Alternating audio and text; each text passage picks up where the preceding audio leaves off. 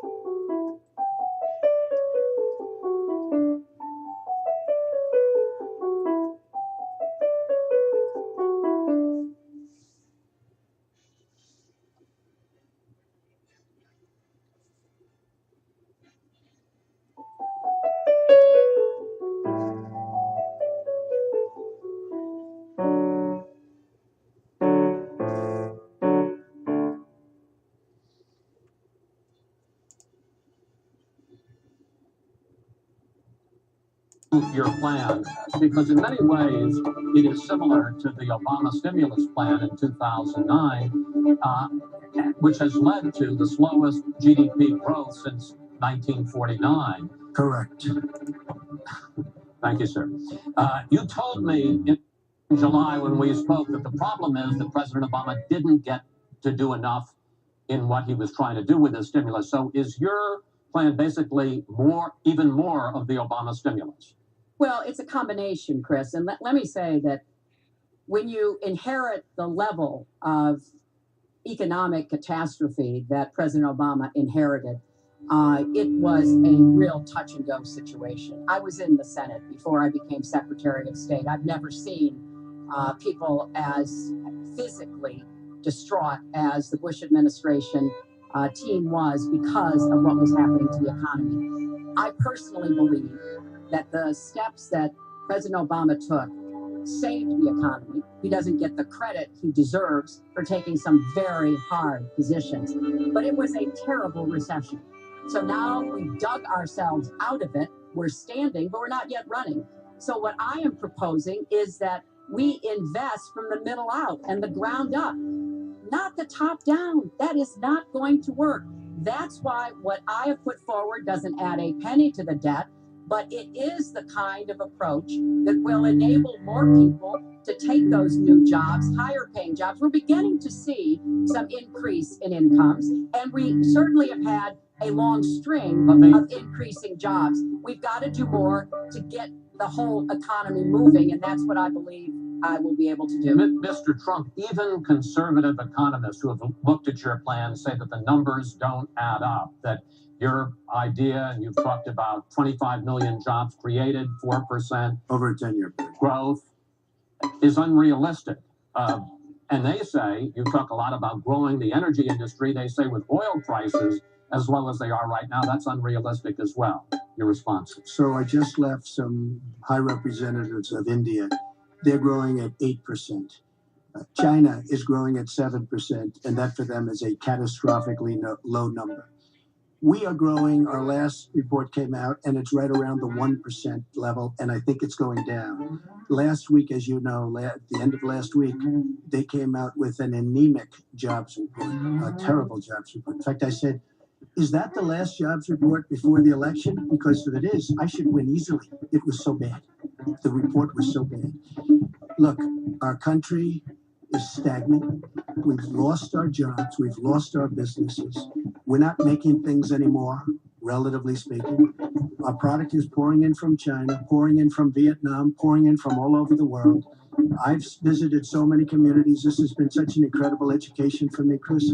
I've gotten to know so many. I've developed so many friends over the last year, and they cry when they see what's happened. I passed factories that were thriving 20, 25 years ago, and because of the bill that her husband signed and she blessed 100%, it is just horrible what's happened to these people in these communities. Now, she can say that her husband did well, but boy, did they suffer as NAFTA kicked in, because it didn't really kick in very much, but it kicked in after they left. Boy, did they suffer. That was one of the worst things that's ever been signed by our country. Now she wants to sign Trans-Pacific Partnership, and she wants it. She lied when she said she didn't call it the gold standard in one of the debates. She totally lied. She did call it the gold standard, and they actually fact-checked, and they said I was right. I want to give you a chance to briefly speak to that, and I want to pivot to one significant issue, which is Obamacare. But go ahead, Well, briefly. first, let me say number one. When I saw the final agreement for TPP, I said I was against it. It didn't meet my test. I've had the same test. Does it create jobs, raise incomes, and further our national security? I'm against it now. I'll be against it after the election. I'll be against it when I'm president. There's only one of us on this stage who's actually shipped jobs to Mexico, because that's Donald. He's shipped jobs to 12 countries, including Mexico. But he mentioned China. And, you know, one of the biggest problems we have with China is the illegal dumping of steel and aluminum into our markets. I have fought against that as a senator. I stood up against it as Secretary of State. Donald has bought Chinese steel and aluminum. In fact, the Trump hotel right here in Las Vegas was made with Chinese steel. So he goes around with crocodile tears about how terrible it is, but he has given jobs to Chinese steel workers, not American steel workers. That's the kind of approach that is just not going to work. We're going to pull the country together. We're going to have trade agreements that we enforce. That's why I'm going to have a trade prosecutor for the first time in history.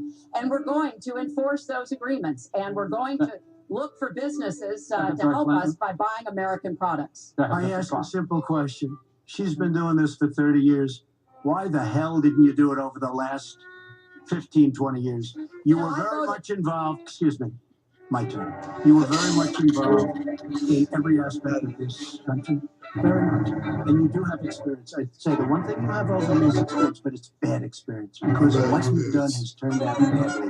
For 30 years, you've been in a position to help. And if you say that I use steel or I use something else, I make it impossible for me to do that. I wouldn't mind. The problem is you talk, but you don't get anything done, Hilary. You don't. Just like when you ran the State Department, $6 billion was missing. How do you miss $6 billion? You ran the State Department. $6 million. $6 billion. $6 billion. I don't know. It's gone. $6 billion. $6 billion. If you become president, this country is going to be in some mess, believe me. Ooh, Well, first of all, what he just said about the State Department is not only untrue, it's been debunked numerous times. But I think it's really an important issue. He raised the 30 years of experience. So let me just talk briefly about that. You know, back in the 1970s, I worked for the Children's Defense Fund, and I was taking on discrimination against African American kids in schools. He was getting sued by the Justice Department for racial discrimination in his apartment buildings. In the 1980s, I was working to reform the schools in Arkansas. He was borrowing $14 million from his father to start his businesses. In the 1990s, I went to Beijing, and I said, women's rights are human rights.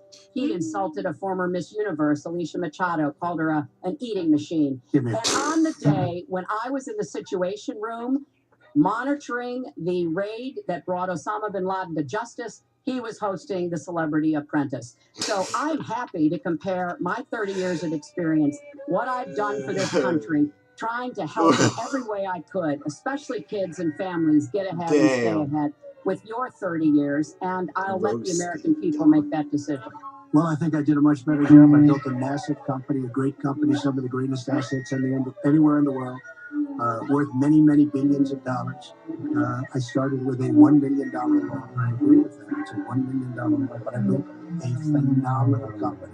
And if we could run our country the way I've run my company, we would have a country that you would be so proud of. You wouldn't even be proud of it. And frankly, when you look at her real record, take a look at Syria, take a look at the migration, take a look at Libya, take a look at Iraq. She gave us ISIS because her and Obama created this huge vacuum. And a small group came out of that huge vacuum because we should have never been in Iraq. But once we were there, we should have never got out the way they wanted to get out. She gave us ISIS as sure as you are sitting there. And what happened is now ISIS is in 32 countries. And now I listen how she's going to get rid of ISIS. She's going to get rid of nobody. All right, we are going to get to foreign hotspots in a few moments, but the next segment is fitness to be president of the United States. Mr. Trump, at the last debate, you said your talk about grabbing